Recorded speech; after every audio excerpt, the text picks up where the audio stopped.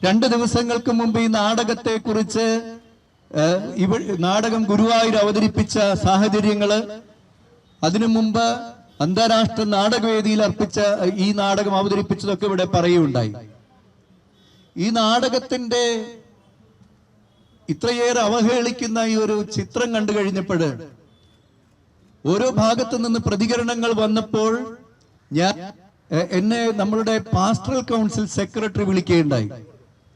ഞാൻ പറഞ്ഞു, ഇത് സിസ്റ്റേഴ്സിനെ അവഹേളിക്കുന്നതാണ്, നമുക്ക് CRI സെക്രട്ടറിയെ വിളിക്കാം, CRI പ്രസിഡന്റിനെ വിളിക്കാം, നമുക്കൊരു പ്രതിഷേധം അറേഞ്ച് ചെയ്യണം.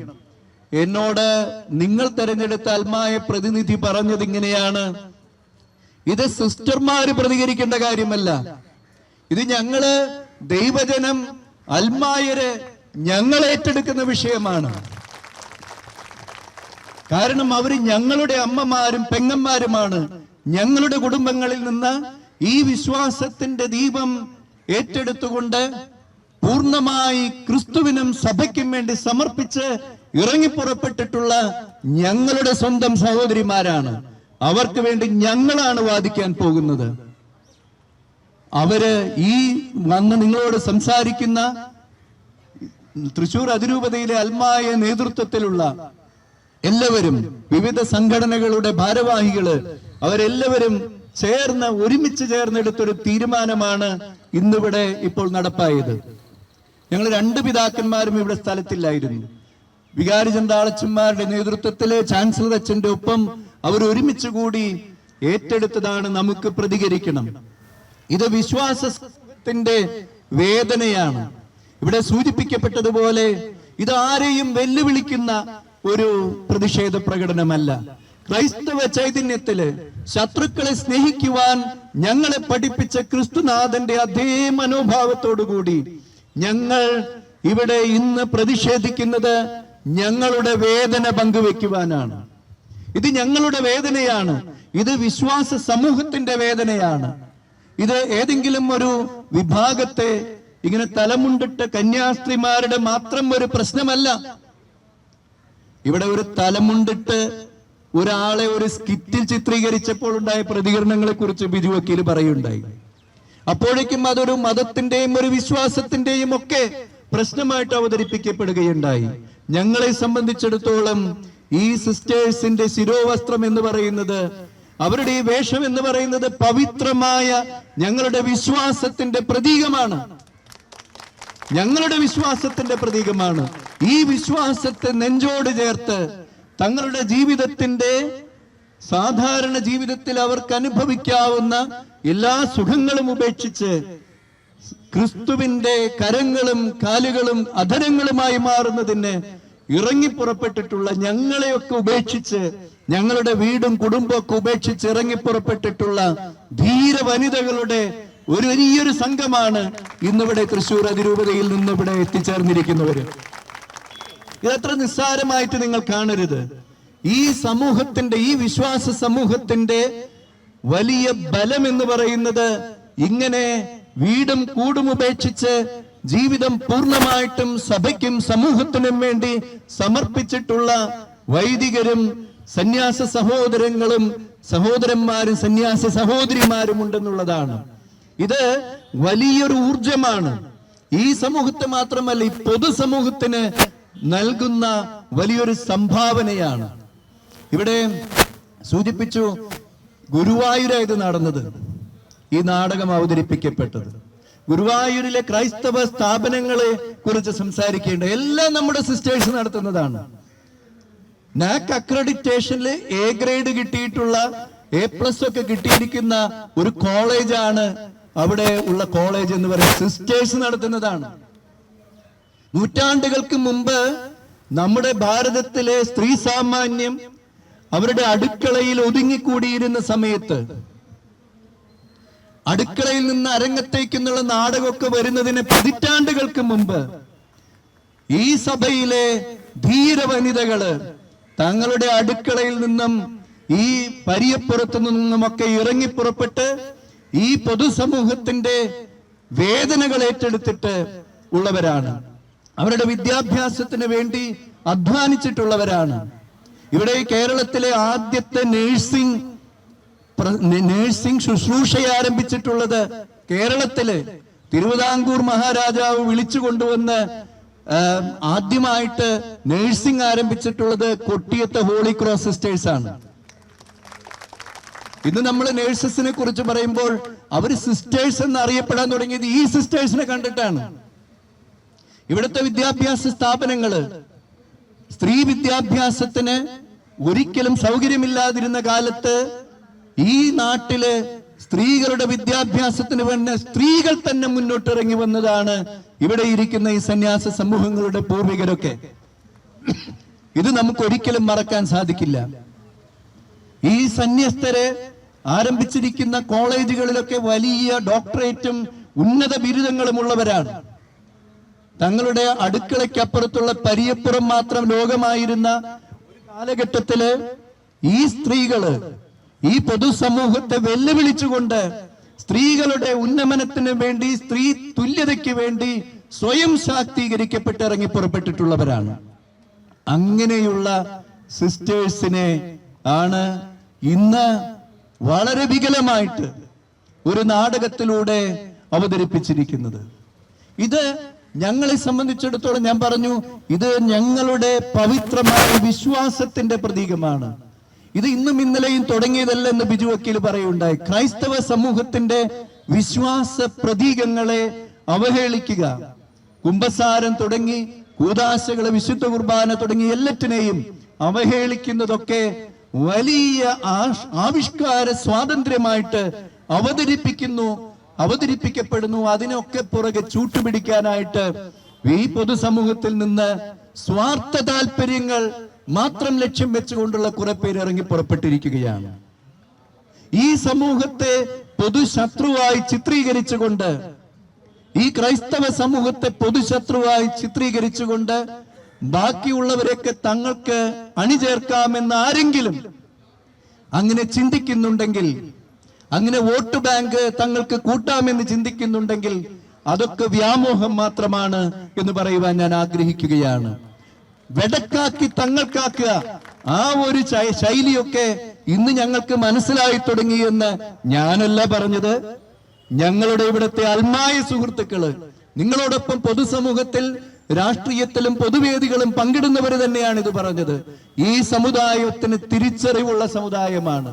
ഇതിനു മുമ്പും പല പരിശ്രമങ്ങള് ഇത്തരത്തിലുള്ള ആവിഷ്കാരങ്ങളുടെ പേരില് ഈ നാട്ടിൽ, ഈ തൃശ്ശൂരിന്റെ മണ്ണിൽ നടത്താൻ വന്നപ്പോൾ ഇതേ കളക്ടറേറ്റിന്റെ മുമ്പിൽ ഞങ്ങൾ ആയിരക്കണക്കിന് ഇതുപോലെ തന്നെ ഒരുമിച്ച് കൂടി ഇതിനെ മുടക്കിയിട്ടുള്ളവരാണ്.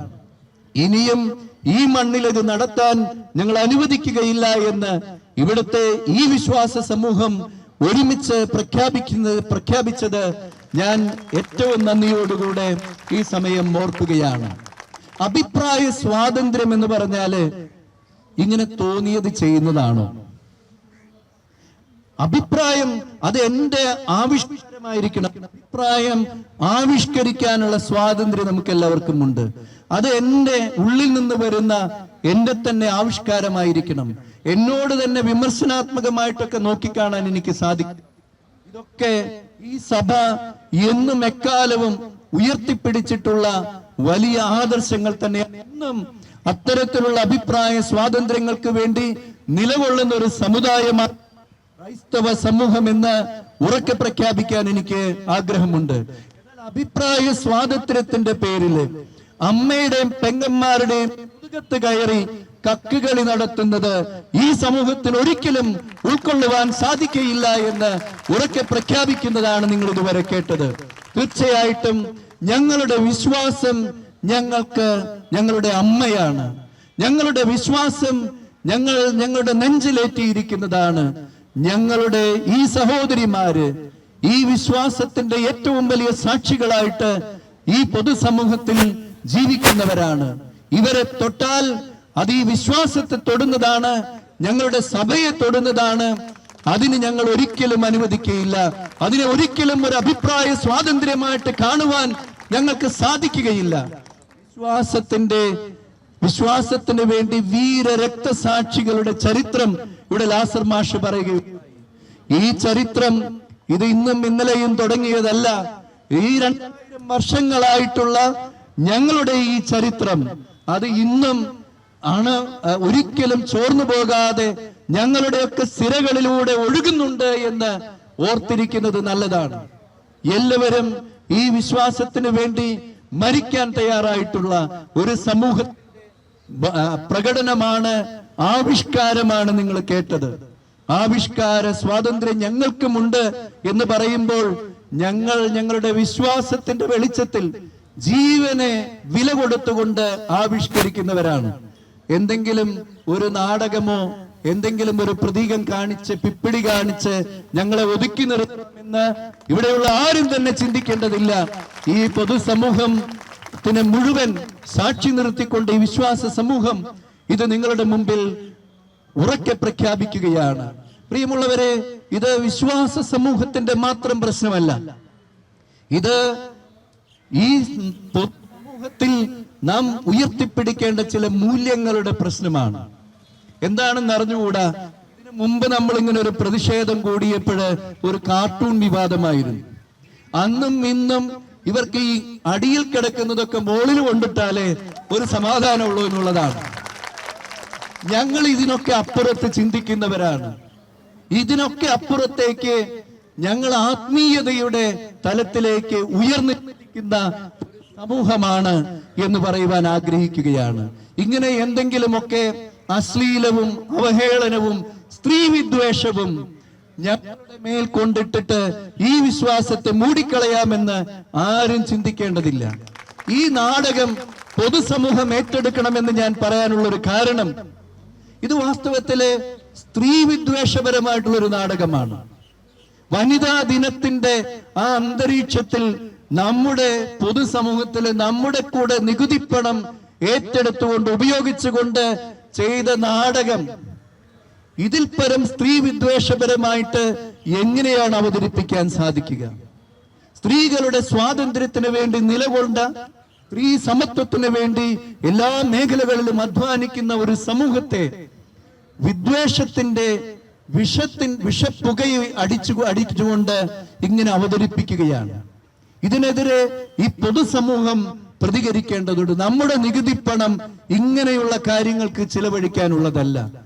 ക്രിയാത്മകമായിട്ട് ഈ സമൂഹത്തെ കെട്ടിപ്പടുക്കുന്ന, നമ്മുടെ ഈ നാട്ടിലെ സ്ത്രീ സമൂഹത്തെ ശക്തിപ്പെടുത്തുന്ന എത്രയോ മനോഹരമായിട്ടുള്ള വീരോചിതമായിട്ടുള്ള, ഇവിടെ സൂചിപ്പിക്കപ്പെട്ട മദർ തെരേസയെ പോലെയുള്ള സാക്ഷ്യങ്ങള് ഇതേ സമൂഹത്തിൽ നിന്ന് നിങ്ങൾക്ക് ലഭിക്കുമ്പോ അവരെ നാടകമാക്കേണ്ടതിന് പകരം ഏതെങ്കിലും ഒരു പുഴുക്കുത്ത് എവിടെങ്കിലുമൊക്കെ എഴുതി വെച്ചതിനെ മാത്രം ഉയർത്തിപ്പിടിച്ചുകൊണ്ട് ഈ സമൂഹത്തെ മുഴുവൻ അപമാനിക്കുന്ന ഇത്തരത്തിലുള്ള പ്രവണതകൾക്കെതിരെ ഈ പൊതുസമൂഹം മുഴുവൻ ആഞ്ഞടിക്കേണ്ടതുണ്ട്.